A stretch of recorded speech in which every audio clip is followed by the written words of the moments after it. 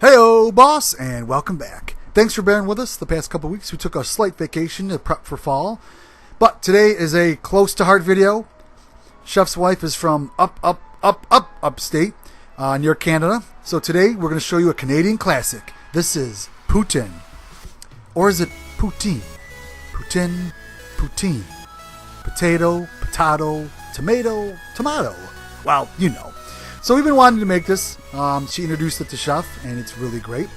It consists of French fries, cheese curds, and then those are topped with nice steaming, hot brown gravy. And probably have a cardiologist on hand. Wow, we're excited about this one. Chef, don't show the whole video before. Let's get cooking. So, we're going to start off with some russet potatoes. They make for the best French fries. Very high in starch, very low in moisture. And of course, you're going to want to cut these into French fries. If you do have a French fry maker, cutter, like Chef does, they're very inexpensive and they work great. Chef loves his. Next up, you can put these in cold water. Chef didn't for the video, but you can place all your fries in cold water to rinse off some of the top layer of starch, dry them off, and then move on. However, Chef did skip this step just for time purposes. However, he is going to show us the two-step process. So he has his oil around 220 or so, and this is just to blanch the French fries. So cooking the French fries in lower oil for about 4 or 5 minutes just softens them. You can then dump them on a tray, or you can place them neatly like this. Way to go, Chef. Either way, blanching them will kind of prep them, make them nice and soft, so when you fry them on a higher oil, it gets ready. So as you can see, Chef's making his homemade from scratch brown gravy. Or not. Hey, this is a cooking corner, people. You should know by now.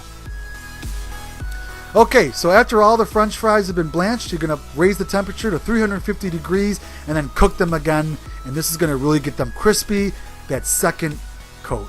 So 2 sections of cooking for French fries. And I know a lot of you watching this probably know that. As you can see now, they're nice and brown, crispy. Chef's going to add a little bit of salt to this because they're already nice and hot, so they'll stick. And we're going to get ready to plate these up.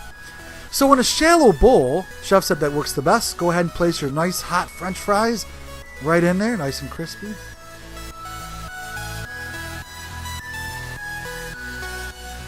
And then next up, you can take your cheese curds. Of course, we use fresh farm cheese curds. And you can actually take them out for a little bit to warm them up. And then go ahead and place them in and around those French fries. And you do want these around room temperature because they'll melt easier.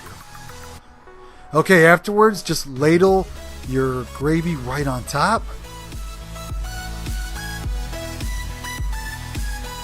And just to top things off, we cooked up some glacier dogs, which are another up north delicacy. So hail to thee, Canada. We salute you. So it was a great little dinner for us. Of course, here is Chef showing you, when you dig in, what it really looks like. So go ahead and grab a forkful, call your cardiologist, get an EKG ready, and dig in. Oh, baby. And there is our final picture. Of course, we always love to show you that.